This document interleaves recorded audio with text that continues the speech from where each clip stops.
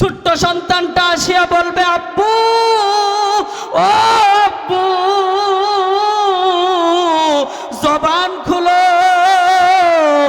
আর জবান খুলতে পারবো না। মেয়েটাও আসবে, এসে বলবে, বাবা তুমি কেন কথা বলতেছো না? বাবা আমাদের সাথে একটু কথা বলো, জবানটা একটু খুলো। কে আমাদেরকে আর মজা এনে দিবে? আমাদেরকে কে নিয়ে খেলা করবে? বাবা জবানটা খুলো। ও দুনিয়ার যুবক, ও পিতা যারা আছো, শুনো, আর জবান খুলতে পারবো না। যেই দিন রূহটাকে কবজ করে নেওয়া হবে, আর জবান খুলতে পারবো না। এলাকার কিছু ব্যক্তিবর্গ চলে যাবে বাজারে দাফনের কাপড় কেনার জন্য, কেউ বাঁশঝাড়ে বাঁশ কাটার জন্য চলে যাবে, আবার কেউ সাবানের জন্য চলে যাবে, কেউ আতর সুরমা গোলাপজল কেনার জন্য চলে যাবে। ও দুনিয়ার মুসলমান শুনো, সবাই তোমাকে বলে যাবে। কেউ আর বলবে না আব্দুল কাদের আজকে নাই, কেউ বলবে না আব্দুল মোমেন নাই, এ কথা বলবে না। তোমার আমাকে নাম ধরে বলা হবে না, বলা হবে লাশ, উমুকের লাশ আর দুনিয়াতে নাই, উমুক নাই। এভাবেই তোমাকে আমাদের সম্বোধন করা হবে। মসজিদের মাইকের মধ্যেও এলান দিয়ে দেওয়া হবে, ও দুনিয়ার মুসলমান, উমুকের ছেলে উমুক আজকে এই মুহূর্তে এত ঘন্টা এত মিনিট দুনিয়া থেকে বিদায় নিয়ে নিয়েছে। ও মুসলমান, একটু চিন্তা করিয়া দেখো, তোমার আমারও এরকম ভাবে গোসল করাইয়া জানাজা দিয়া ওই কবরের মধ্যে তোমাকে আমাকে রেখে আসবে। সবাই ওই জায়গা থেকে চলে আসবে, এসে যার যার ঘরে বাতি জ্বালাবে, কিন্তু তোমার আর আমার ঘরে বাতি জ্বালানোর মতো কেউ নাই। सूरज ने दिया अपने शुआओं को ये पैगाम, दुनिया है अजब चीज को भी सुबह को भी शाम, दुनिया के अजब चीज को भी सुबह को भी शाम, दुनिया में हो दुनिया का तलबगार नहीं हो, दुनिया में हो दुनिया का तलबगार नहीं हो, बाजार से गुजर हो खरीदार नहीं हो, बाजार से गुजर हो खरीदार नहीं हो। अल्हम्दुलिमन क़द्दर खैरा व ख़बाला, अल्हम्दुलिमन क़द्दर खैरा व ख़बाला, वश्शुक्रु लिमन सव्वर हुस्ना व जमाला, रब्बुन समदुन अन सिफतिल खल्क़ बरीउ, फर्दुन समदुन अन सिफतिल खल्क़ बरीउ, रब्बुन अजली उन खलक़ल खल्क़ कमाला, ला जिद्द वला निद्द वला हद्द लिमौला, ला जिद्द वला निद्द वला हद्द लिमौला, الآن كما كان ولم يلق زوالا। الحمد لله। আজ-জোহরা দাওয়াতুল কোরআন মাদ্রাসা কর্তৃক আয়োজিত সদরে মুহতারাম সম্মানিত সভাপতি হযরত উলামায়ে কেরাম, অতিথিবৃন্দ সহ এবং আমার সম্মুখে বিভিন্ন দিক থেকে ছুটে আসা বাপ-ভাইরা, পর্দানিশীন মা ও বোনেরা, আপনাদেরকে কথার শুরুতেই শুভেচ্ছাবাদ জানিয়ে আমি আমার আলোচনা শুরু করতে চাচ্ছি ইনশাআল্লাহ তাআলা। কোরআনুল কারীম থেকে একটি আয়াত তেলাওয়াত করেছি কবরের আযাব সংক্রান্ত।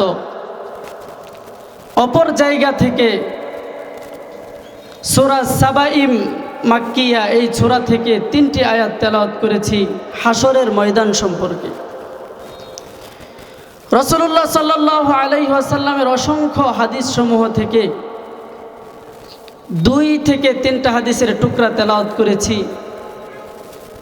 আল্লাহ তাআলা যদি এর উপর আমাকে কথা বলার তৌফিক দান করেন, ইনশাআল্লাহ তাআলা কিছু আলোচনা কবরের আযাব সম্পর্কে এবং হাসরের ময়দানের ভয়াবহতা সম্পর্কে আপনাদেরকে কোরআন এবং হাদিস থেকে শোনাবো ইনশাআল্লাহ। তো কবরের আযাব এটা সাধারণ কোনো কথা না। কবরের আযাব মুখ দিয়ে বলে ফেললাম, অন্তরে কথাটা নিলাম না, হইল না। বাপ, কবরের আযাব এমন জিনিস, এমন একটা কথা, এমন একটা বাস্তবায়িত জিনিস, সত্যায়িত জিনিস, সত্য হক কবরের আযাব। আসমান যেরকমভাবে দেখা যাচ্ছে, আসমানের কালার একদিকে এমন, অপর দিকে এমন, এটা যেমন সত্য। জমিন যেমন সত্য, মানুষ আমরা যেটা দেখতে পারতেছি এটা যেমন সত্য। মাইক, এটাকে মাইকই বলা হয়, অপর কেউ কোনো কিছু না, এটা যেমন সত্য। কবরের আযাব যে হবেই হবে, এটা এর চেয়েও বেশি সত্য, এর চেয়েও বেশি সত্য। কবরের আযাব এটা কোনো খামখেয়ালি কোনো কিছু না, খামখেয়ালি কোনো কিছু না। কবরের আযাবের ব্যাপারে রাসূলুল্লাহ সাল্লাল্লাহু আলাইহি ওয়াসাল্লামের অসংখ্য হাদিস রয়েছে, কোরআনুল কারীমের আয়াত রয়েছে। আপনাদের সম্মুখে যে আয়াত তেলাওয়াত করেছি, এই আয়াতের মধ্যে আল্লাহ তাআলা বলেন, ওয়া মিন ওয়ারাইহিম বারযাখুন ইলা ইয়াউমি ইউবআসুন। এই আয়াতের মধ্যে আল্লাহ তাআলা বলেন, মৃত্যুর পরপরই এবং কিয়ামত হওয়া আগ পর্যন্ত যেই সময়টা আছে, আপনাকে এই মৃত্যুর পর জীবিত করার আগ পর্যন্ত যেই সময়টা আছে, এই সময়টা হচ্ছে বারজাখের সময়। মানে কবরের ভিতরের সময়টাই যদি আমার আমল ভালো হয়, আমার কথাবার্তা চলার ঢং কোরআন এবং হাদিস অনুযায়ী যদি হয়, তাহলে ওই কবর আমার সাথে ভালো ব্যবহার করবে। আর যদি আমার আমল ভালো না, নিয়তের মধ্যে গরমিল ছিল, আমলের ক্ষেত্রে লোক দেখানো আমল ছিল, যদি এটা হয়, তাহলে ওই কবর আমার সাথে ভালো আচরণ করবে না, ওই কবর ভালো আচরণ করবে না। কবরের আযাবের ব্যাপারে, কবরের আযাবের ব্যাপারে হযরত উমর রাদিয়াল্লাহু তাআলা আনহু তিনার ব্যাপারে এসেছে।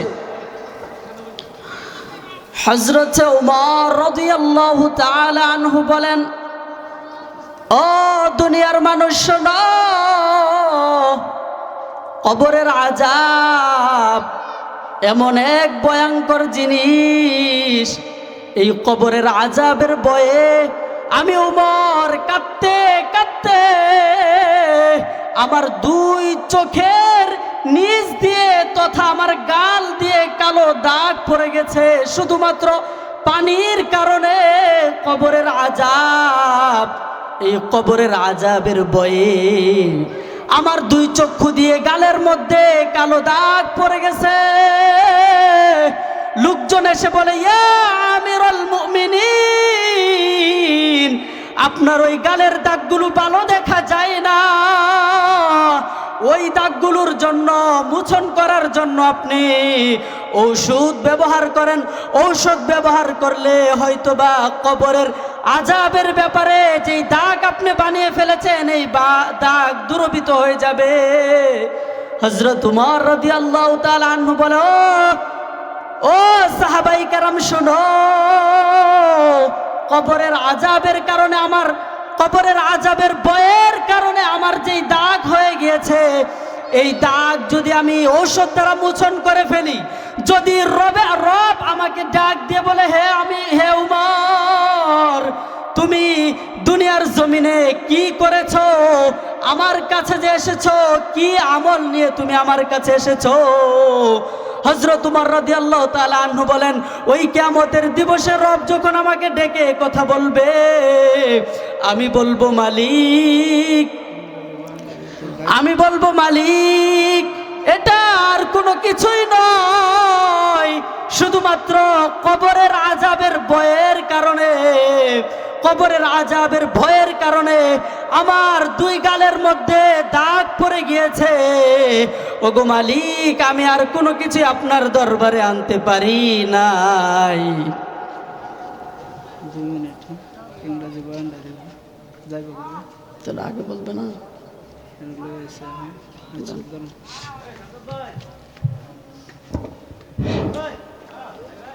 এখন আপনাদের সামনে আমাদের মৃত্যুর পর যখন আবার আল্লাহ তাআলা আমাদেরকে জীবিত করবেন, এই জীবিত করার আগ পর্যন্ত যে সময়টা রয়েছে কবরের ভিতরে, ওই সময়টাকে বলা হয় বারজাখের সময়, অর্থাৎ আযাবের সময়। এখনো দেখা যাচ্ছে বিভিন্ন ভাইয়েরা দোকানপাট নিয়ে ব্যস্ত আছেন। তো আজকের এই দিনটার জন্য আপনারা কুরবান করেন একটু নিজেদেরকে, যাতে কিছু আমলের নিয়তে কিছু ওয়াজ নসিহত শুনে সুন্দরভাবে আমল করতে পারেন। তো যারা এখনো বাইরে ঘোরাফেরা করতেছেন একটু জলদি করে চলে আসেন, ইনশাআল্লাহ তাআলা ফায়দা হবে। তো কবরের আযাবের ব্যাপারে সবাইকে সম্মুখীন হতেই হবে। কবরের আযাবের ব্যাপারে কারুন নামক একজন ব্যক্তি ছিল, যার ধনভাণ্ডারের অভাব ছিল না। সেও কবরের আযাবের সম্মুখীন হয়েছেন। ফেরাউন কবরের আযাবের সম্মুখীন হয়েছেন। নমরুদ কবরের আযাবের সম্মুখীন হয়েছেন। আমাদের যত আউলিয়া কেরাম বলেন, সাহাবাই কেরাম বলেন, তাবিঈ বলেন, নবীগণ পর্যন্ত কবরের আযাবের সম্মুখীন হয়েছেন। তো কবরের আযাবের বিষয়টা যাওয়ার পূর্বে, কবরের আযাব, ওই কবরের মধ্যে আমাদের প্রথম রাত কি কি ঘটবে সে আলোচনা করার পূর্বে আমরা একটু মৃত্যুর ব্যাপারটা কিছু বুঝে নেই। তো কবরের আযাব এর পূর্বেই আমাদের মৃত্যু, যে এই কাজটা মূলত আমাদের হয়ে থাকে।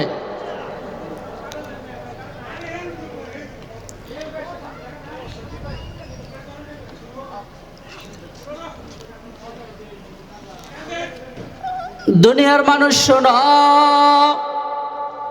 আজকে দুনিয়ার মধ্যে যারা হাজির, এই দুনিয়া ছেড়ে আমাদেরকে চলে যেতে হবে। দুনিয়ার মধ্যে কেউ থাকতে পারবে না। এই ময়দানের মধ্যে যারা হাজির, যেই দিন চক্ষুটা বন্ধ হয়ে যাবে মুসলমান, ওই দিন দেখা যাবে আমার সম্মুখে আজরাইল আলাইহিস সালাম চলে আসবে।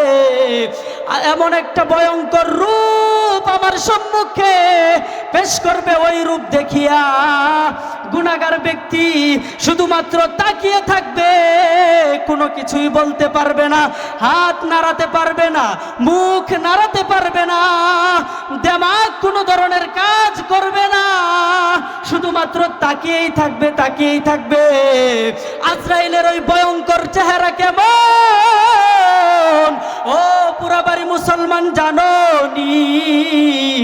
আজরাইল আলাইহিস সালামের মৃত্যু ব্যক্তি যখন দেখবে, তার চেহারাটার দিকে তাকাবে, দেখবে তার মাথাটা আসমানের মধ্যে ঠেকা, পা দুইটা জমিনের মধ্যে ঠেকা, আর অপর দুই পাখা অর্থাৎ দুই ডানাটা থাকবে, একটা থাকবে মাশরিকে, অপরটা থাকবে মাগরিবে। ভয়ঙ্কর রূপ যখন মুমূর্ষ অবস্থায় ব্যক্তি দেখতে পারবে, এই অবস্থা দেখিয়া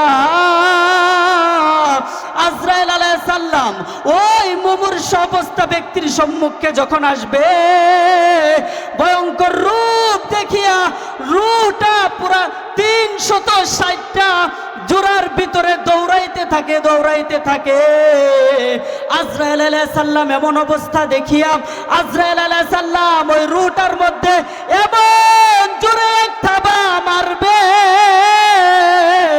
থাবা মারার সাথে সাথে রূহটা 360টা জোড়া ছিঁড়ে টাস টাস করে আওয়াজ হয়ে রূহটাকে বের করে নিয়ে আসবে।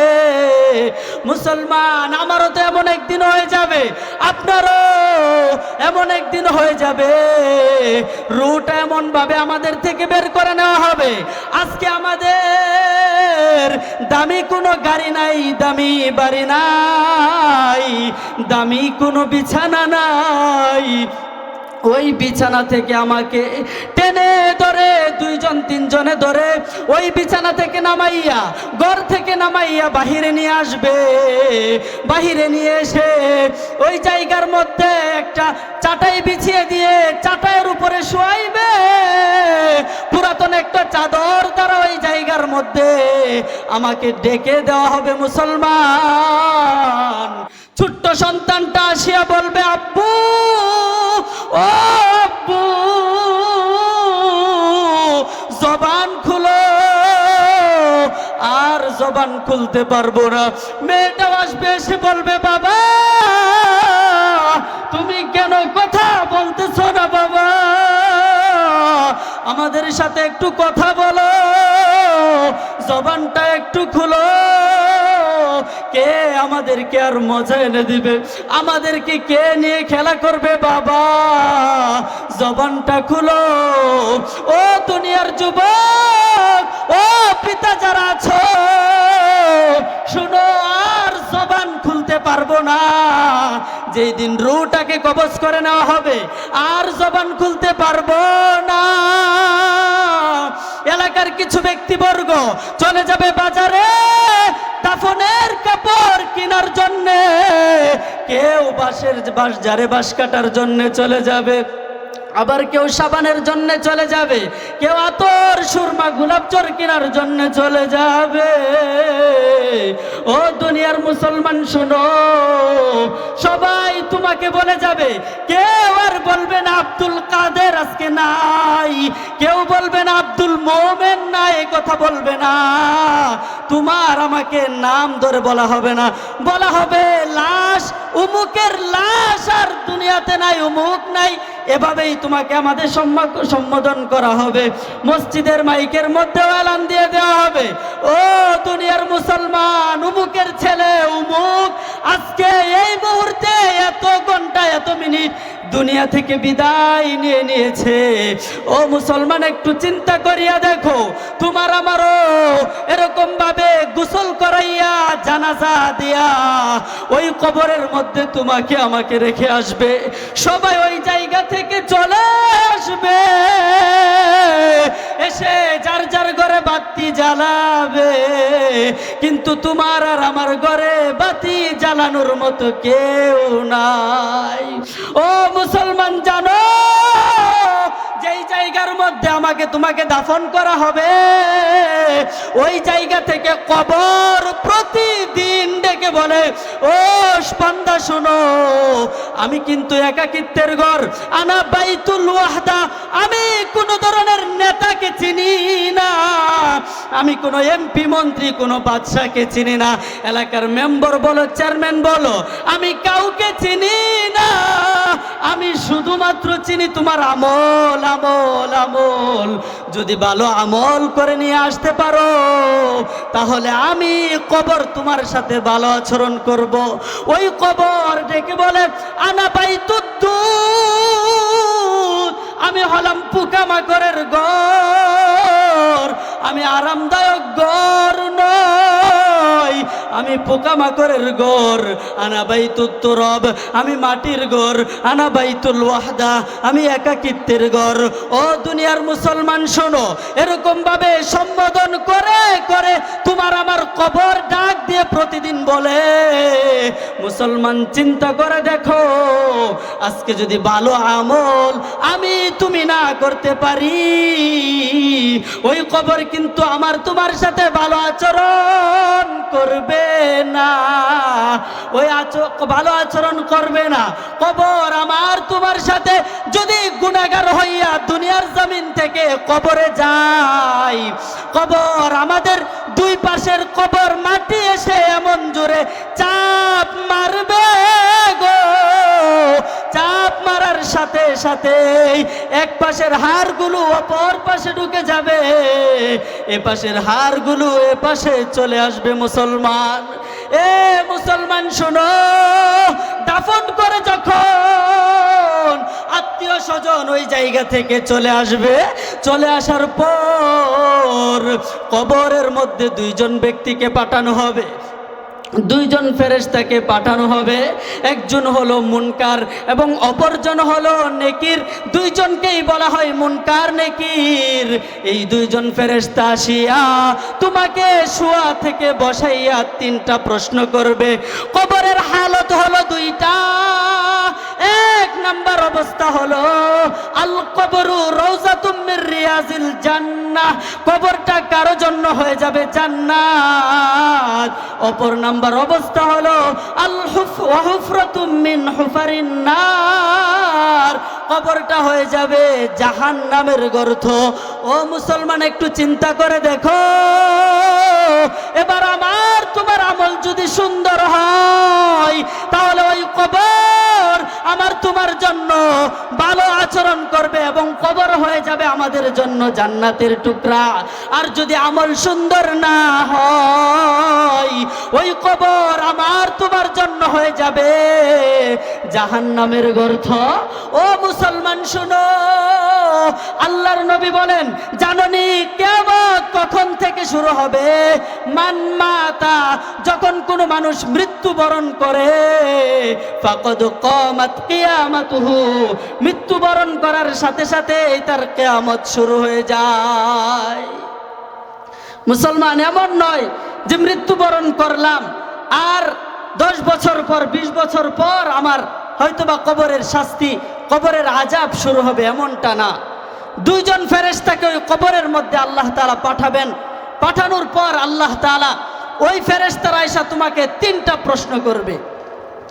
এক নম্বর প্রশ্ন হচ্ছে মার রব্বুক, দুই নম্বর প্রশ্ন হচ্ছে ওমা দীনুক, তিন নম্বর প্রশ্ন হচ্ছে মান হাযার রাজুলু আল্লাযী বুইসা ফীকুম।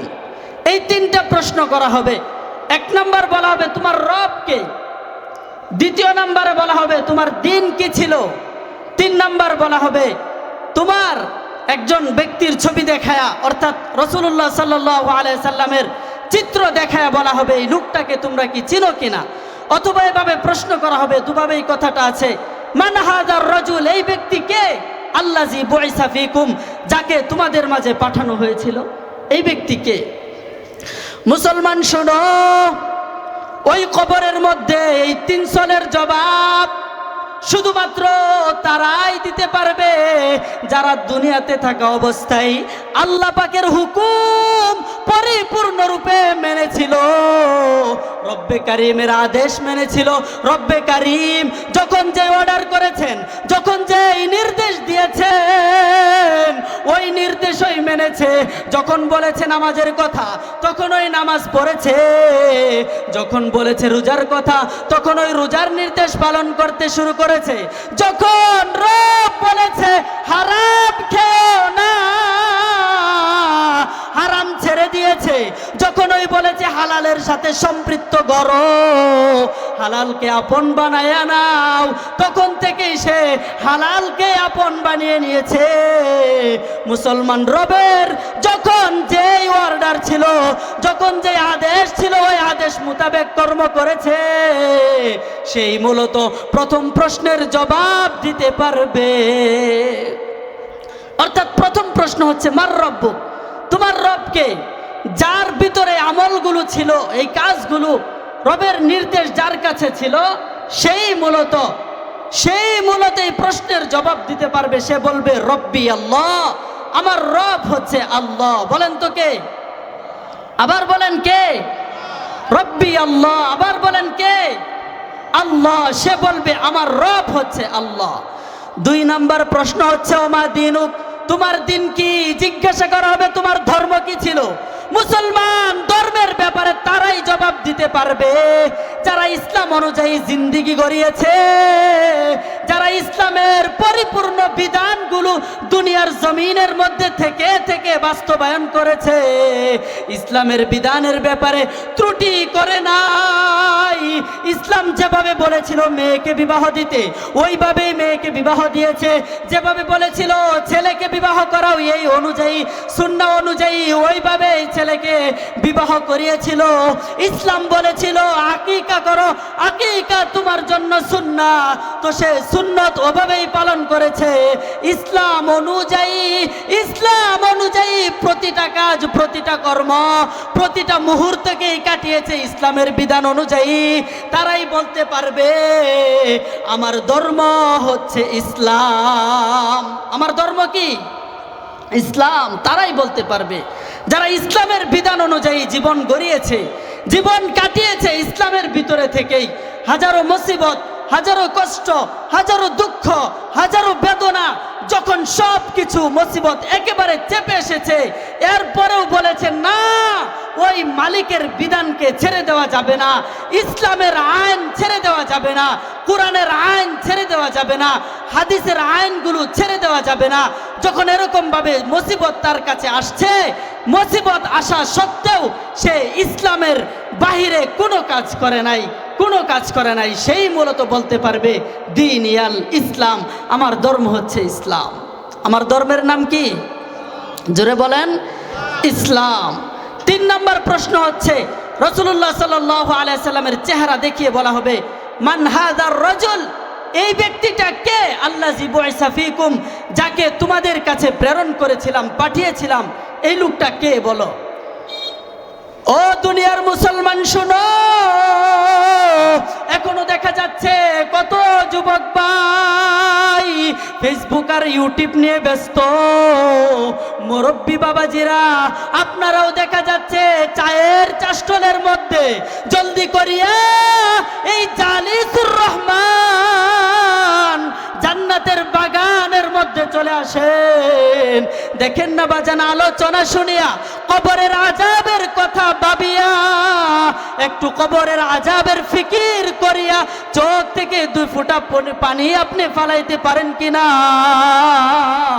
যদি পানি ফালাইয়া রবের কাছে মাফ চেতে পারি, হতে পারে আজকের এই মজলিসেই, আজকের এই জালিসুর রহমান বাগান থেকে আমার মাফের ঘোষণা হয়ে যেতে পারে। কথা বলেন মুসলমান শোনো, এখনো যারা বাহিরে আছো, জলদি করিয়া এই জাহান্নামের এই জান্নাতের বাগানের মধ্যে চলে আসো। তো বলেছিলাম 3 নম্বর প্রশ্নের জবাব ওই সমস্ত ব্যক্তিরাই যে দিতে পারবে যারা রাসূলুল্লাহ সাল্লাল্লাহু আলাইহি ওয়াসাল্লামের সুন্নাহ অনুযায়ী জিন্দেগি গড়েছে, যাদের জীবনের ভিতরে রাসূলুল্লাহ সাল্লাল্লাহু আলাইহি সাল্লামের প্রতিটা আখলাক, প্রতিটা রীতিনীতি রাসূলের অনুযায়ী ছিল, তারাই মূলত বলতে পারবে ইউকালু লাহু মুহাম্মদ। আরে এই লোকটাকে তো মুহাম্মদ বলা হয়। আজকে যার নীতি আমার মাথায় আছে, মাথার চুলের কাটিং, এটা আমার নবীর তরিকায় দুনিয়াতে ছিল। আমার জামা, আমার কুর্তাটা পর্যন্ত দুনিয়ার মধ্যে রাসূলের সুন্নাহ অনুযায়ী, নীতি অনুযায়ী ছিল। আমার ফ্যামিলি, আমার পরিবার, আমার সন্তানের আদব আখলাক সব কিছুই এই নবীর আখলাক অনুযায়ী, নবীর সুন্নাহ অনুযায়ী ছিল। কোনো কিছুই আমার নবীর সুন্নাহর বাহিরে ছিল না, হাদিসের বাহিরে ছিল না। যার ভিতরে আমলগুলো থাকবে, ওই কবরের মধ্যে 3 নম্বর প্রশ্নের জবাব ওই ব্যক্তিটাই মূলত দিতে পারবে। সে বলবে ইউকালু লাহু মুহাম্মদ, এই লোকটা হচ্ছে মুহাম্মদ, যার আদর্শ, যার আখলাক, সব রীতিনীতি আমি আর তুমি পালন করতে পেরেছি। যারা বলতে পারবে, যাদের ভিতরে আমলগুলো থাকবে, তারাই মূলত বলতে পারবে যে ইনি তো রাসূলুল্লাহ সাল্লাল্লাহু আলাইহি ওয়াসাল্লাম। আজকে তার সব কিছু, তার সব আখলাক, তার সব আদর্শ আমার ভিতরে আছে। যার ভিতরে থাকবে সেই মূলত বলতে পারবে। তো কবরের আযাব যখন শেষ হয়ে যাবে, তো ইসরাফিল আলাইহিস সালাম 1 2 3 3টা ফুৎকার এরকম ভাবে দিবে। এক ফুৎকারের সাথে সাথে সব আসমান জমিন একেবারে ধ্বংস হয়ে যাবে, তুলার মতো উঠতে থাকবে। এর পরবর্তীতে 2য় ফুৎকারের সময় সমস্ত মানুষগুলো উঠতে শুরু করবে। যখন 3য় ফুৎকার দিবে, তখন মানুষের পেরেশানি শুরু হয়ে যাবে।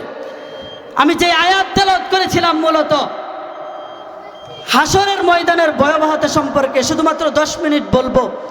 এই হাসরের ময়দানের মধ্যে কেউ কাউকে চিনবে না।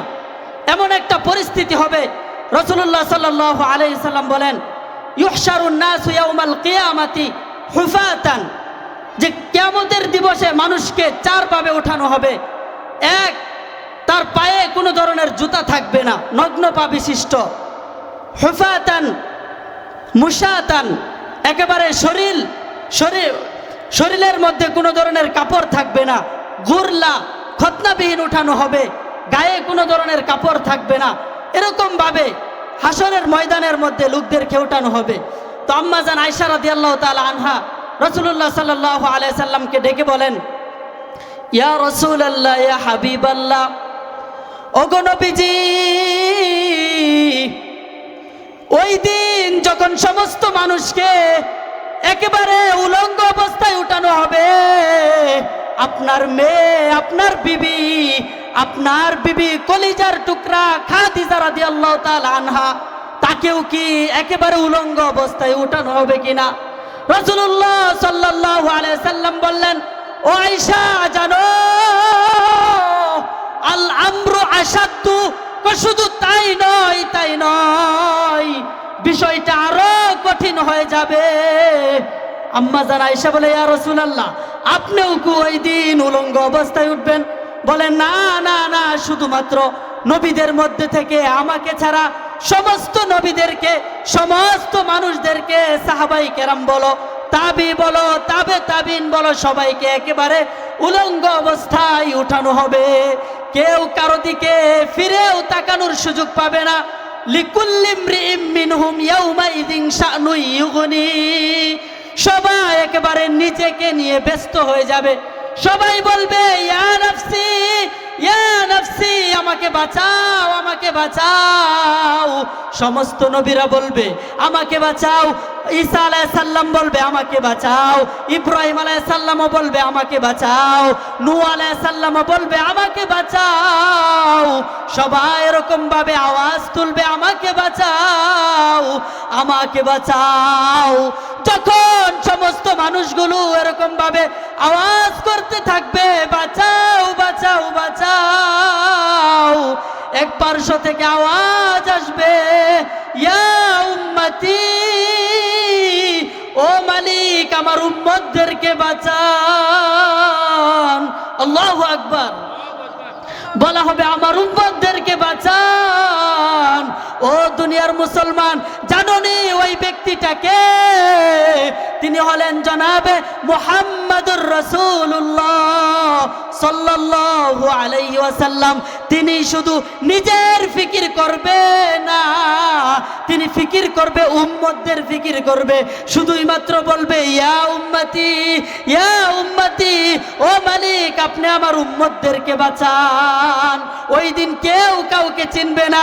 ইয়াউমা ইয়াফিরুল মারউ মিন আখি, কোন ভাই তার ভাইকে চিনবে না।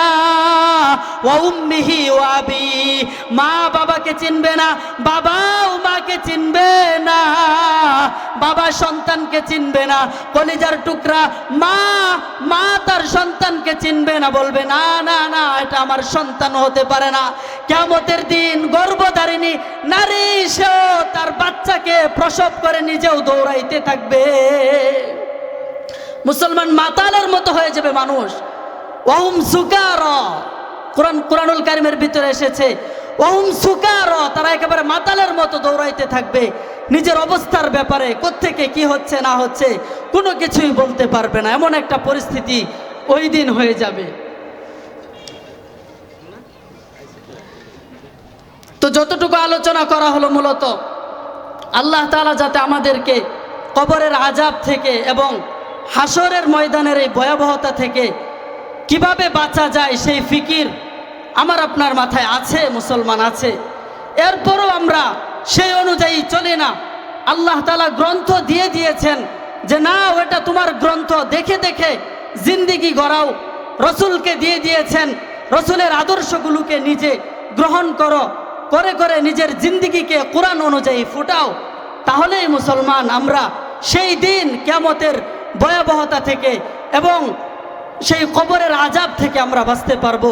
আল্লাহ তাআলা আমাদের সবাইকে কোরআন এবং সুন্নাহ অনুযায়ী জিন্দেগি গড়ার তৌফিক দান করেন। সবাই বলেন আমিন। ওয়া আখিরু দাওয়ানা আলহামদুলিল্লাহি রাব্বিল আলামিন।